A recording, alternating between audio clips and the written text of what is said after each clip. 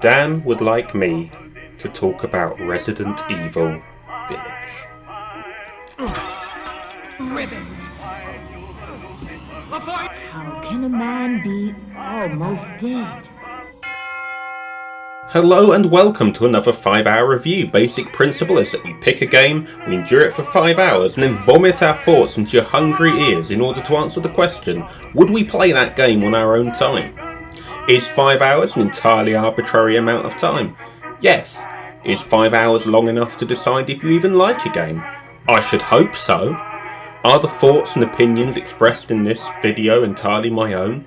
Can't recall. That man will pay for what he's done. Anyway, if you like the video, why not like, comment and subscribe? Dan would like it. And we like Dan. So I've got a train to catch, so let's start the timer. So the story begins with you, Ethan Winters, enjoying an evening in with your infant child Rose and your unpleasant wife Mia.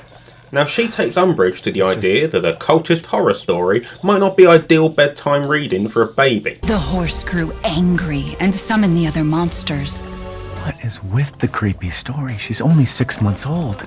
We moved here so that she wouldn't have to deal with any of that, remember? There's nothing wrong with my memory. Luckily, before this can escalate too much further, the Fed turn up and shoot your spouse in the face and take you and your baby into protective custody. However, on the way, the convoy is attacked. You're left alone outside the titular Silent Hill Resident Evil Village, where you find a single resident of the evil village who is then ripped apart by what I presume is the new evil resident of the village. The early portion of the game sees you badly tumble around the town, collecting clues as to where you are while you're beset by monsters and gathering clues about these 4 great lords. Eventually you reach a mob of survivors just in time to watch them tear each other apart. Before too long, you're able to make some progress out of the village and are immediately captured by Walter White. Didn't think anyone was left. You must be pretty tough, huh? You awake to find yourself at a meeting of the same 4 lords you just learnt about. They're comprised of this Victorian wine aunt, an incel, whatever that is, and a tribute act to Sam Hyde's Candyman. Oh, you know it, lad. Together they form the leadership of the region, and they themselves are led by the enigmatic Miranda. Silence! And this cabinet of all the talents forms the roster of villains that you have to shoot, stab and bomb your way through in order to get your darling daughter back. May as well have called this game Resident Evil Fathers for Justice. So the group squabbles for a while before Miranda decides to give custody of Ethan to Heisenberg. Way to go, fella, you got exactly the same outcome as if you hadn't held the meeting. He immediately opts to release you into the set of Saw 3, which you ably navigate through in order to reach Castle Dimitrescu. And just like that, you know what you want. Rose. And you know who you hate. Them. There's no twist or turn, you know exactly what your job is, and no amount of Edwardian freaks are going to stop you. I'm a simple man, I appreciate the candour. It's only a riddle if you don't know the answer. As that sits in your mind like an embarrassing childhood memory, you meet the Duke, a corpulent mass of opinions with far too much knowledge to be trusted. But he's got bullets for sale, and everyone likes bullets. This is America.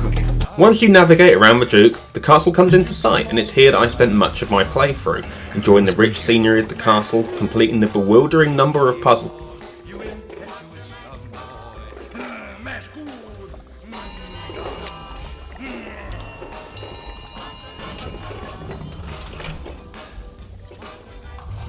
Seriously, they have so many puzzles here, they have to navigate through them every day. This is why no one gets anything done here! Because he is in my castle and has already proven too much for my daughters to handle. And avoiding Lady Dimetrescu and her sorority sisters while searching for your darling daughter. Throughout the expedition, you're sat upon by the sisters, who fortunately subscribe to the philosophy of moot chivalry and attack you one at a time. They succumb to the fearsome cold, which doesn't affect Ethan at all. He's a middle-aged man. He spends the entire game in his vest and pants. This mix of exploration, puzzles and combat is really enjoyable. Modern games have kind of spoiled me a bit. I expect a ping on a map to drive me forward in a plot, and so I felt a little bit panicked when I realised that I was alone with just my whips and a cache of ammo to protect me against the outside world. That said, I found so much gunpowder in the stalls that I started to wonder if Smith & Wesson had released a sanitary wipe. Honestly, the combat would be somewhat repetitive. 3 mini-bosses with identical weaknesses is perhaps overkill, but when you realise that your survival hinges on researching those weaknesses, and without doing so you find yourself engaging with an invulnerable opponent, you realise that this isn't a combat game. This is a vast labyrinth of puzzles with you at the centre, making judgments with all the guile of a brain-damaged chimp in a hall of mirrors. In the main, Resident Evil Village is a well-constructed and robust game with very little to complain about.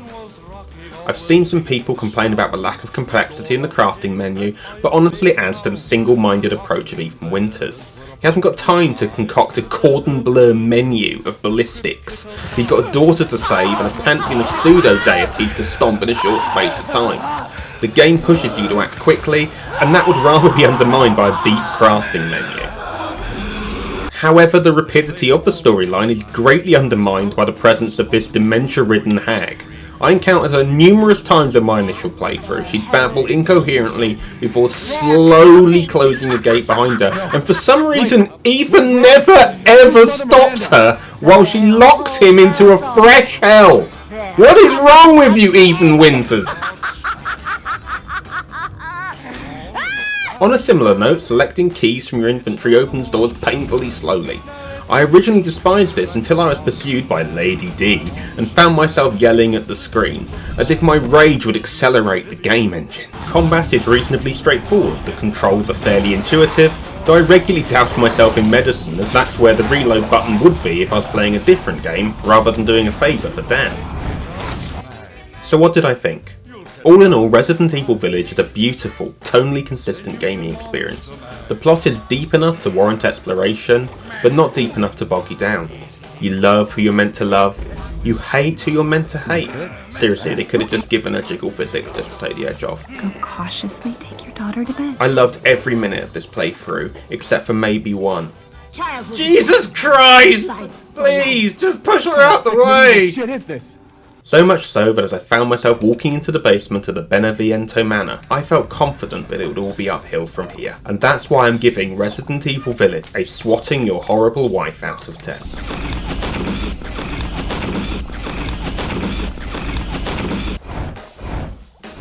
If you enjoyed today's episode, why not give it a like, subscribe and comment. We deeply enjoy making these videos for you. So just knowing that you actually enjoyed it, or if you hated it, it's a massive boost for us. It makes Dan's little face just smile, and that makes me smile, internally.